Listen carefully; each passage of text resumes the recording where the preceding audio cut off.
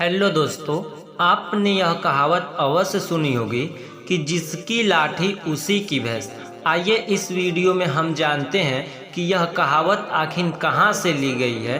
तो कहानी कुछ यूँ है कि एक ब्राह्मण को कहीं से यजमानी में एक भैंस मिली। उसे लेकर वह घर की ओर रवाना हुआ।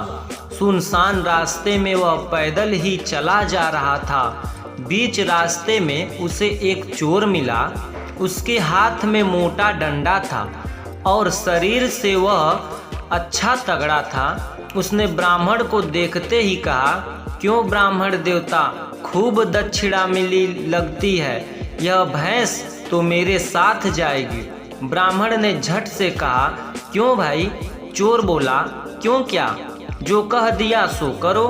भैंस छोड़कर चुपचाप यहाँ से चलते बनो, वरना लाठी देखी है तुम्हारी खोपड़ी के टुकड़े टुकड़े कर दूंगा।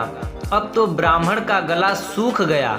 हालांकि शारीरिक बल में वह चोर से कम नहीं था, पर खाली हाथ वह करे भी तो क्या करे। विपरीत समय में बुद्धि बल काम आया। ब्राह्मण बोला, ठीक है भाई, भैंस भले ही ले लो, पर ब्राह्मण की चीज यूं छीन लेने से तुम्हें पाप लगेगा। बदले में कुछ देकर भैंस लेते तो पाप से बच जाते।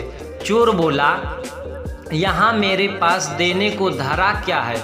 ब्राह्मण ने झट से कहा, और कुछ न सही, लाठी देकर भैंस का बदला कर लो। चोर ने खुश होकर लाठी ब्राह्मण को पकड़ा दी और भैंस पर दोनों हाथ रखकर खड़ा हो गया। तभी ब्राह्मण कड़क बोला, चल हट भैंस के पास से, नहीं तो अभी खोपड़ी दो होती है। चोर ने पूछा, क्यों? ब्राह्मण बोला, क्यों क्या, जिसकी लाठी उसी की भैंस। चोर को अपनी बेवकूफ़ी समझ आ गई और उसने वहां से भागने में ही भलाई समझी।